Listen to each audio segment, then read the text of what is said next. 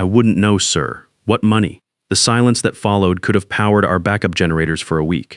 Every head in that executive conference room turned toward me, and I could see Lance Williams's smug grin freeze halfway across his face like a machine hitting an emergency stop. Let me back up and tell you how I got to that moment. My name is Gary Hoffman. I'm 51 years old, and for the past 23 years, I've been keeping Steel Point Manufacturing running smooth. Plant Operations Manager sounds fancy, but really it means I'm the guy they call when 200 workers need their equipment working right and their paychecks coming on time. The thing about my job is when everything's running smooth, nobody notices you exist. But when something breaks down or someone gets hurt, suddenly everyone knows your name. I preferred the invisible part, honestly. Less meetings, more actual work, and a steady paycheck that was helping me put my daughter Sophie through her junior year at Valley High. Sophie's a good kid, smart as a whip, planning to study industrial engineering next year. After the divorce 3 years back, it's just been me and her, and I was determined to give her every opportunity I never had. That was before Lance Williams showed up about a year ago with his MBA from some East Coast school and his buzzwords about operational efficiency and legacy cost optimization. The guy came in like he was going to revolutionize everything, talking about lean manufacturing and cost hygiene like he'd invented the concepts himself. From day one, Lance made it clear he thought guys like me were dead weight.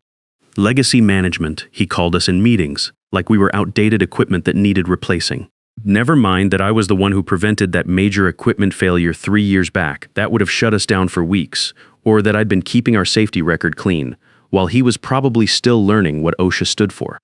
What Lance didn't know, what he never bothered to ask about, was my contract situation. See, back in 2022, we had a major production crisis that almost cost us 2 big automotive contracts. A gear manufacturing line went down right before our biggest delivery deadline, and if we didn't get it running in 48 hours, we'd lose millions in penalties. I worked 36 straight hours with my team, sleeping on the plant floor, ordering parts from 3 different suppliers and basically rebuilding that entire line from scratch. We made the deadline with 6 hours to spare. That's when Precision Manufacturing tried to poach me, offering 30% more pay, full benefits relocation package to North Carolina. Steel Point panicked. They couldn't afford to lose their operations manager right after a crisis that had already made the industry trade papers, so they made me an offer I couldn't refuse. Base salary stayed the same, but they added a structured performance bonus system and enhanced pension matching as a retention incentive. $4,800 monthly performance bonus for maintaining 0 lost time accidents and hitting production targets.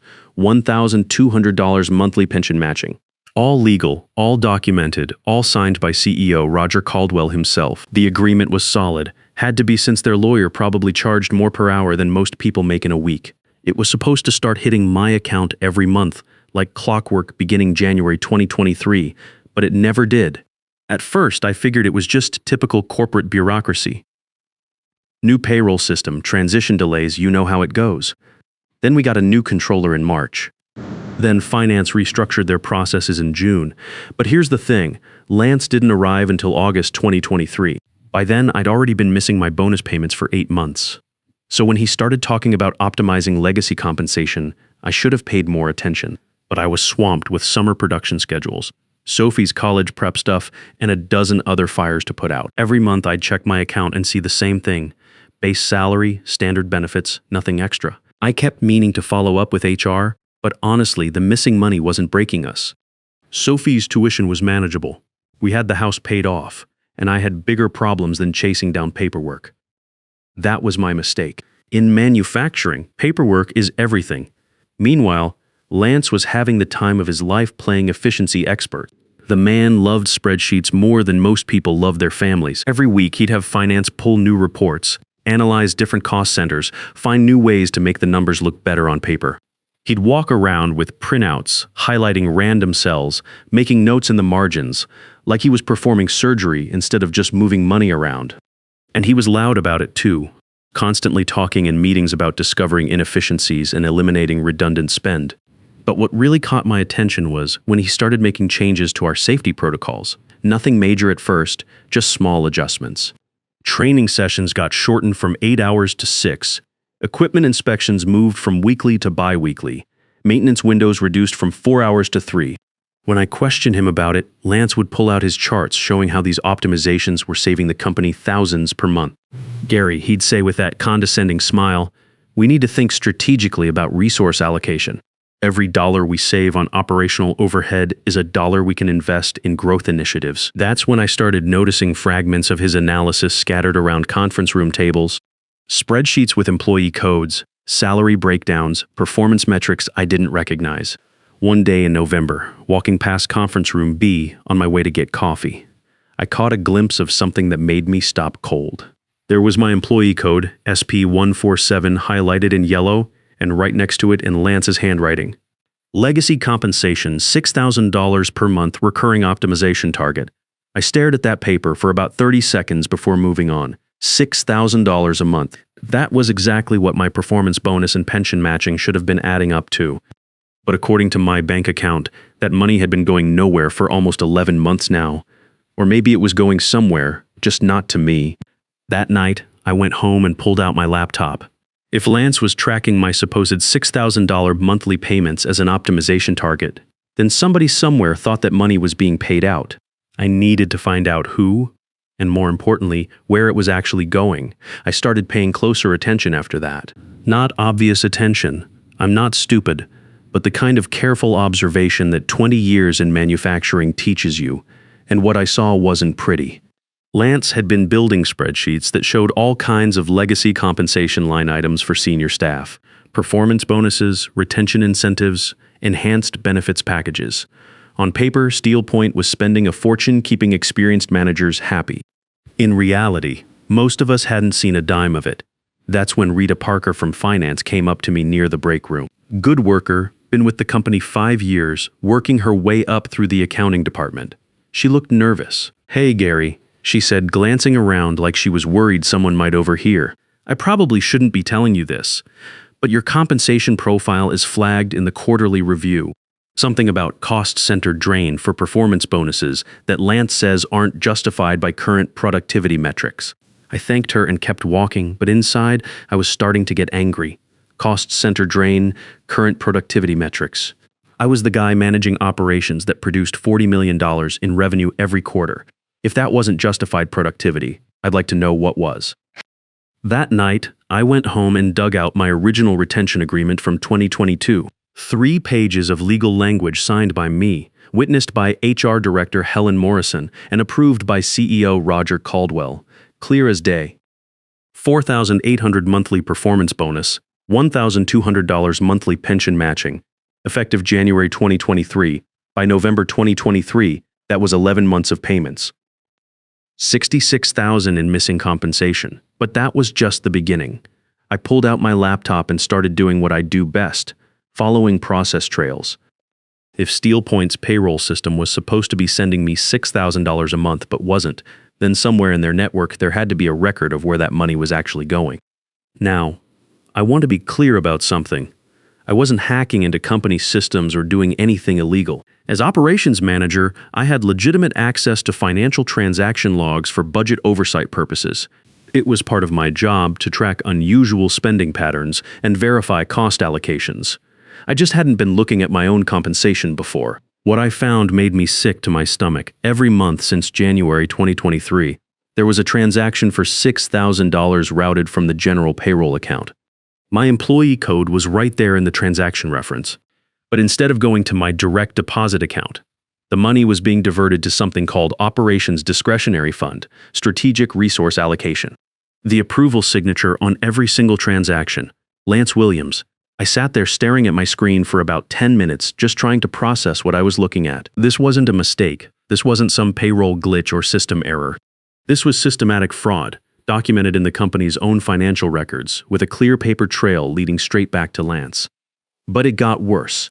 I started digging deeper into this operations discretionary fund and found it wasn't just my money. 3 other senior managers, guys who'd been with the company for years, had similar diversions. Dean Foster from maintenance had been missing his safety bonus payments. Maria Santos from quality control was missing her certification incentives. Tony Reeves, our union rep, was missing his negotiation performance bonuses. In total, Lance had been skimming about $18,000 a month from senior management staff for the past 11 months. That's close to $200,000 in stolen wages, all sitting in an account he controlled. But that wasn't even the worst part. I pulled up the spending logs from this discretionary fund and found something that made my blood run cold. Lance had been using our money to fund budget cuts that put workers at risk. Look at this. In March, he canceled a $12,000 safety training program and used the money for a strategic consulting initiative that turned out to be a golf weekend in Scottsdale. In June, he delayed $8,000 worth of equipment maintenance and spent it on efficiency analysis software that nobody had ever seen. In August, right after he arrived, he cut our emergency response drill budget by $15,000 and used it for what he called operational optimization consulting. I found receipts for that one dinner meetings at restaurants that cost more per meal than most of our guys make in a day. The really clever part was how he'd structured it. On paper, Steel Point was still paying out all the retention bonuses and performance incentives they'd promised. The money was leaving the right accounts. The transactions were properly documented. Everything looked clean from an accounting perspective. It's just that instead of going to the managers who'd earned it, the payments were being optimized into Lance's operational budget. And what was he doing with that money? Creating a paper trail that made him look like a cost-cutting genius while actually putting our workers in danger. Meanwhile, I was having trouble covering Sophie's SAT prep courses, and 3 other experienced managers were probably wondering why their promised bonuses had never materialized. That's when I realized this wasn't just about money anymore. This was about respect, about honoring commitments, about the difference between people who actually keep the plant running and people who think they can optimize their way around basic honesty. I spent the next 3 weeks quietly documenting everything: transaction logs, approval signatures, fund transfers, spending authorizations. I made copies of my original retention agreement, email confirmations from HR, even the meeting notes where the board had approved enhanced compensation packages for senior management staff. But I also started documenting the safety issues, and that's where it got really scary. Equipment maintenance logs showing delayed repairs that should have been immediate.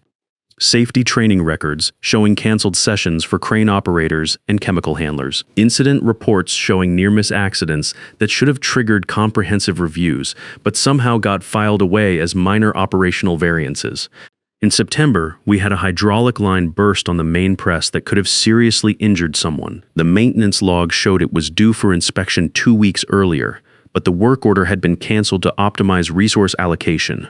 In October, one of our quality inspectors nearly got hit by a forklift because the safety mirror at that intersection had been broken for 3 weeks and the replacement order was stuck in budget review. I started taking pictures with my phone, not of anything classified, just of maintenance schedules, safety inspection reports, training attendance sheets. The kind of documentation that any operations manager would normally keep track of. By the time I was done, I had a complete trail showing exactly how Lance had been operating his little scheme. Every stolen dollar, every delayed safety measure, every fraudulent approval signature. But more importantly, I had evidence that his cost optimization was putting real people at real risk. The question was what to do with it. I could have gone straight to OSHA, but that would have meant investigations, fines, probably bad publicity that might hurt the company's reputation. Despite everything, I didn't want to damage Steel Point or put jobs at risk. I just wanted to stop the theft and get paid what I was owed. So I decided to handle it the way I handled most problems, with documentation and patience. I scheduled a meeting with Roger Caldwell, the CEO, under the pretense of discussing operational improvements for the next fiscal year. Standard stuff, nothing that would attract attention, but Lance had other plans. That Wednesday, Lance called an emergency quarterly efficiency meeting. All management mandatory attendance, big presentation about optimization achievements and cost reduction improvements. The email went out at 4 p.m. with 12 hours notice, which should have been my first clue that something wasn't right. The meeting was scheduled for 10 a.m. Thursday morning in the main conference room, 4 hours before my scheduled meeting with Roger. Perfect timing if you wanted to make sure the CEO heard your version of events first. I showed up that Thursday morning knowing exactly what Lance was planning to do. He was going to present his cost-cutting measures as a major success story, take credit for optimizing legacy compensation structures, and probably recommend eliminating several senior management positions as part of his efficiency initiative. What he didn't know was that I'd spent those 3 weeks preparing for exactly this scenario. I walked into that conference room carrying a simple manila folder and my phone set to record. Nothing fancy, nothing dramatic, just the kind of documentation that 20 years in manufacturing had taught me to always keep handy. The conference room was packed. All the senior managers were there. Dean Foster from maintenance, Maria Santos from quality control, Tony Reeves representing the union, Helen Morrison from HR, and of course Roger Caldwell looking like he'd rather be anywhere else. About 15 people total, all waiting to hear Lance's big presentation. Lance was already up front when I found a seat in the back. He was in full presentation mode, clicking through slides about cost reductions and operational improvements, talking about how he'd identified significant inefficiencies in legacy compensation structures and implemented strategic resource reallocation to maximize shareholder value. Over the past 11 months, Lance announced with obvious pride, we've successfully optimized nearly $200,000 in redundant compensation costs while maintaining full operational capacity. This represents a 15% improvement in management overhead efficiency. The whole room was nodding along like he was delivering gospel truth instead of basically confessing to systematic theft. Then he got to the slide I'd been waiting for. Senior Management Legacy Compensation Analysis. Lance announced, clicking to a slide that showed a breakdown of what he called excessive legacy staff compensation packages. There it was, right up on the big screen for everyone to see. My employee code, my job title, and a line item showing $6,000 monthly in redundant performance incentives and pension optimization opportunities. Take Gary Hoffman, for example, Lance said, and I swear he looked directly at me when he said it. Operations manager with legacy compensation structures that frankly don't align with current market realities or operational needs. He clicked to the next slide, which showed a cost-benefit analysis that would have been impressive if it wasn't complete fiction. According to Lance's numbers, my legacy compensation package was costing the company $72,000 annually above standard market rates for similar positions. I mean, he said with that smug grin of his, isn't $4,800 a month in performance bonuses plus $1,200 in enhanced pension matching excessive for basic operations management when we could restructure similar functions for a fraction of the cost? I could see Dean Foster shifting uncomfortably in his seat. Maria Santos was frowning at her notes. Even Tony Reeves looked confused, probably wondering why he was hearing about compensation packages he'd never seen in any union negotiations. The room was dead quiet. A few people were taking notes. I could see Roger Caldwell in the front row nodding thoughtfully like he was seriously considering whether his most experienced operations manager was actually worth keeping around. That's when I stood up, slowly, calmly, no drama. Just a 51-year-old guy who'd had enough of watching someone lie about money that was supposed to be helping pay for his daughter's future. I wouldn't know, sir. I said loud enough for everyone to hear. What money? You could have heard a pin drop in that room. Lance just froze there up front, his finger still pointing at the slide, his mouth hanging open like a fish out of water. The color started draining from his face as he realized what I'd just said. Excuse me? He finally managed, his voice cracking slightly. I walked to the front of the room, pulling out my manila folder. You said I'm getting $6,000 a month in performance bonuses and pension matching, but according to my bank records, I haven't received a single extra payment in 11 months. The room was getting very quiet now, and I could feel the attention shift. People were sitting up straighter, paying closer attention. I opened the folder and pulled out my retention agreement. This is my signed compensation addendum from 2022, approved by CEO Roger Caldwell and witnessed by HR Director Helen Morrison. It clearly states $400-800 monthly performance bonus and $1,200-200 monthly pension matching, effective January 2023. Roger was leaning forward now, suddenly very interested in what I had to say. Helen Morrison was reaching for her tablet, probably pulling up personnel files. This, I continued, pulling out a second document, is my bank statement summary for the past 11 months. Base salary, standard benefits, no additional payments. 0 performance bonuses. 0 pension matching. I placed both documents on the table in front of Roger, then pulled out my phone and set it down next to them. And this contains recorded conversations confirming that my compensation profile was flagged for cost center drain for bonuses that apparently I'm receiving but somehow never actually get. Lance was starting to look pale. Now wait just a minute, he started, but his voice sounded shaky now. No, I said calmly. You wait, because I have one more thing to show everyone. I pulled out the final document from my folder. A printed summary of transaction logs from SteelPoint's own financial systems. These are payment authorization records from our own payroll system, showing $6,000 monthly transactions tagged to my employee code, approved by Efficiency Director Lance Williams, and routed to an account called Operations Discretionary Fund Strategic Resource Allocation. The silence in that room was deafening. Roger was reading the documents I'd placed in front of him, his face getting redder by the second. Helen Morrison was frantically scrolling through something on her tablet. So my question, Mr. Williams, I said, turning to face Lance directly, is simple. If SteelPoint has been paying out my retention bonuses every month for the past 11 months, and you've been approving those payments, where exactly has that $66,000 been going? Lance opened his mouth, closed it, opened it again. Finally, he said, there must be some kind of accounting error. An accounting error? I interrupted. For 11 consecutive months with your digital signature on every single transaction. That's when Tony Reeves stood up. Hold on a minute, he said, his union representative instincts kicking in. Gary, are you telling me the company's been stealing from you? Roger stood up too. Helen, I need you to pull complete payroll records for Gary immediately, and I want a full audit of this discretionary fund Lance mentioned. Already on it, Helen said, her fingers flying across her tablet. And Roger, we might have a bigger problem. I'm seeing similar transaction patterns for at least 3 other senior managers. That's when other people started speaking up. Dean Foster from maintenance was the first to speak up. Wait, I was supposed to get safety bonuses starting last year. Are you telling me that money's been going somewhere else? Maria Santos looked confused. My certification incentives from the Quality Improvement Program. I never saw those either. Tony Reeves was pulling out his phone now. I need to check my notes from the contract negotiations.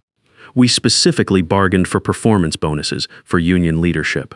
Within 5 minutes, it became clear that Lance hadn't just been stealing from me. He'd been systematically diverting retention bonuses, performance incentives, and safety premiums from every senior manager in the plant. The total amount was approaching $200,000. Roger looked like he was about to have a stroke.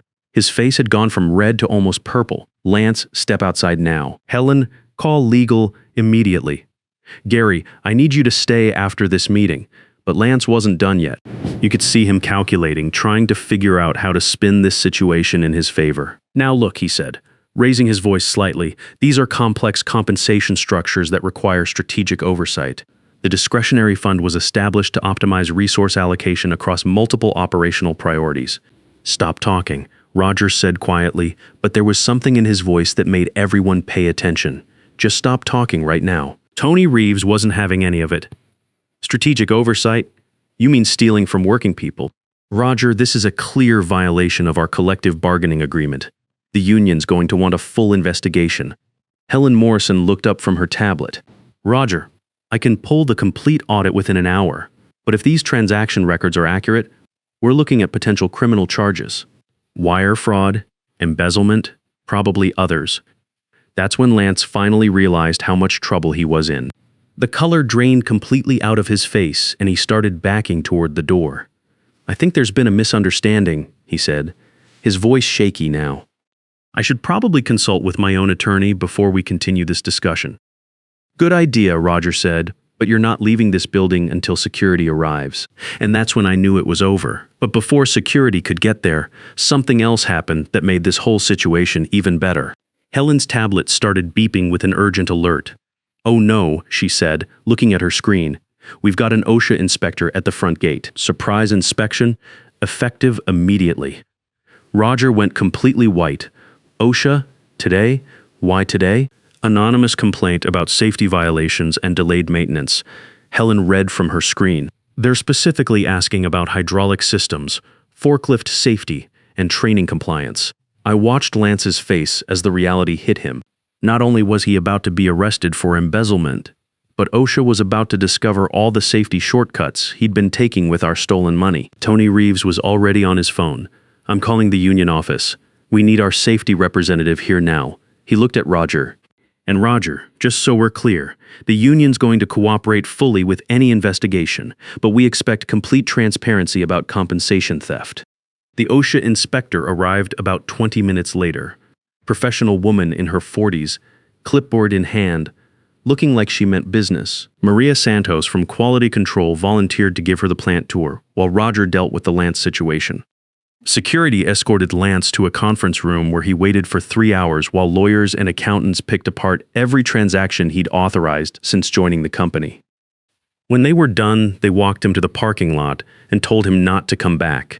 His final act of desperation was trying to claim the discretionary fund was a legitimate cost-saving measure.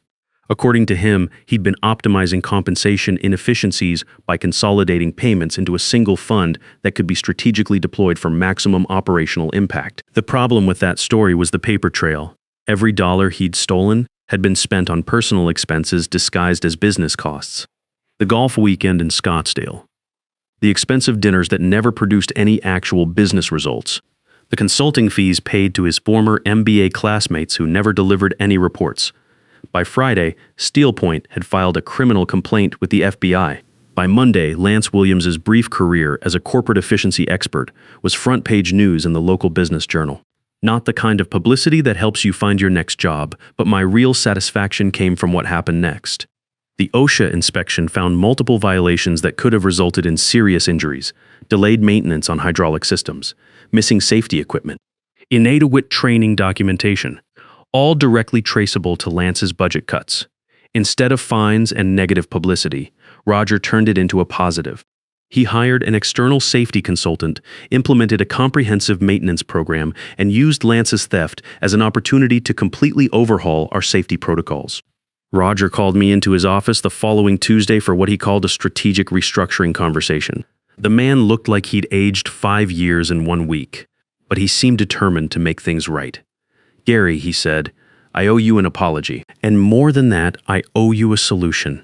He handed me a check for $66,000.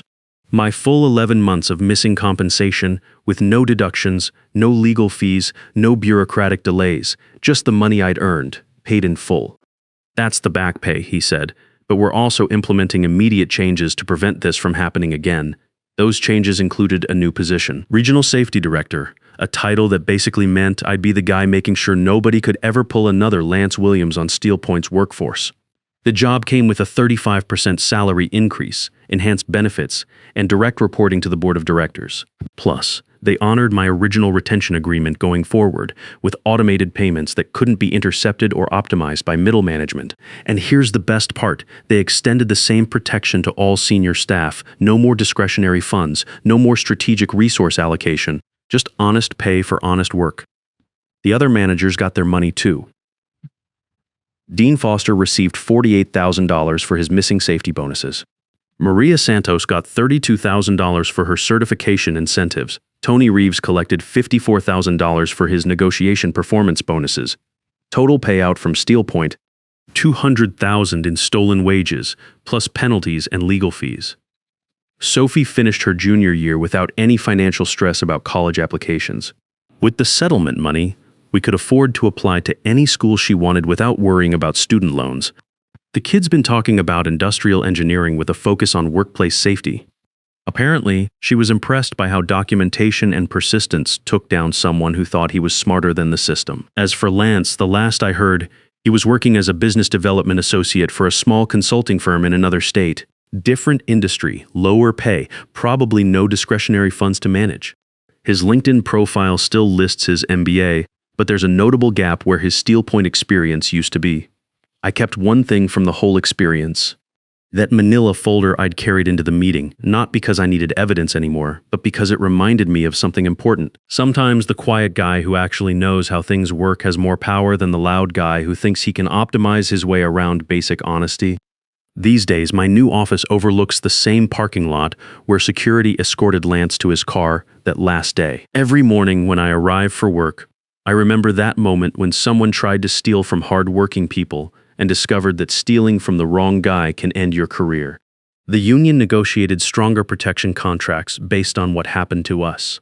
Other plants in the company implemented similar safeguards, and OSHA used our case as a model for how to handle anonymous safety complaints. They say documentation is boring, but I learned something better. Proper documentation with timestamps is justice. Corporate bullies count on you staying quiet and invisible, but quiet doesn't mean powerless.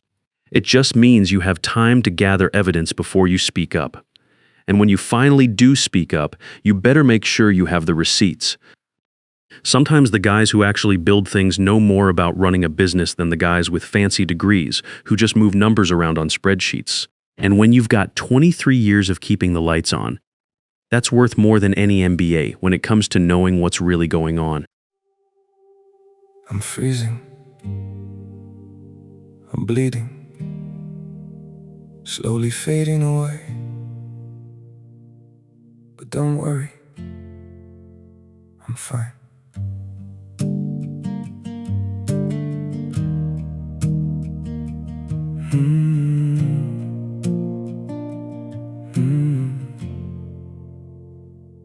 The cold has settled in my heartbeat, like winter living in my veins. Every breath feels numb and fragile. Every smile just hides the pain. I'm breaking quietly in silence, falling slow without a sound. Yet I keep saying I'm okay, while my world burns to the ground. I'm frozen here, I'm bleeding slowly, dying piece by piece inside. But I still whisper, it's alright, just to keep you from goodbye. I'm shattered, love, but don't you worry, I'll pretend till my last breath. Even while my soul is fading, I'll say everything's okay. Maybe pain just learned to live here. Maybe sorrow feels like home. So I wear my wounds like armor and survive them all alone.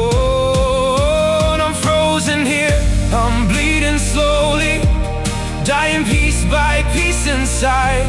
But I still whisper, it's alright, just to keep you from goodbye. I'm shattered, love, but don't you worry, I'll pretend till my last breath. Even while my soul is fading, I'll say everything's okay. If you ever see me smiling, no, it's just my last defense. 'Cause sometimes love means hiding how much you're suffering.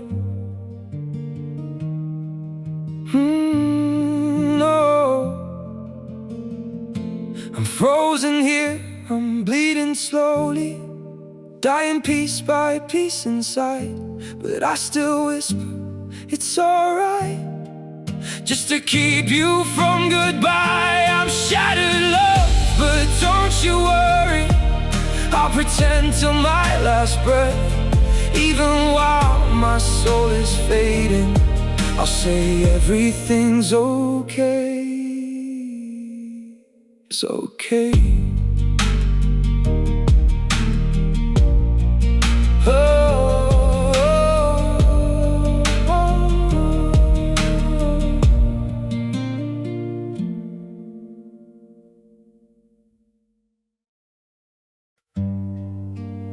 Some days feel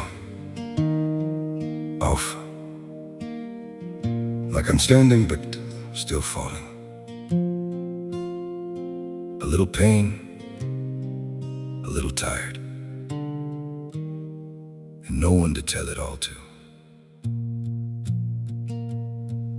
There are days that feel unsteady, like I'm drifting out of place. Every step just feels so heavy, with a smile I have to fake. A little hurt I keep inside me, a little weight I always hide, and 1,000 quiet worries I've been holding deep inside. There's no one here to tell it to, no one who would understand. So I carry all these feelings like they're slipping through my hands. A little broken, little lost, trying hard to just get through. All these nights I stay awake with everything I never say to you. I keep walking through the silence, like it's all I've ever known. Every crowded room reminds me how it feels to be alone. There's no one here to tell it to, no one who would understand. So I carry all these feelings like they're slipping through my hands. A little broken, little lost, trying hard to just get through. All these nights I stay awake with everything I never say to you.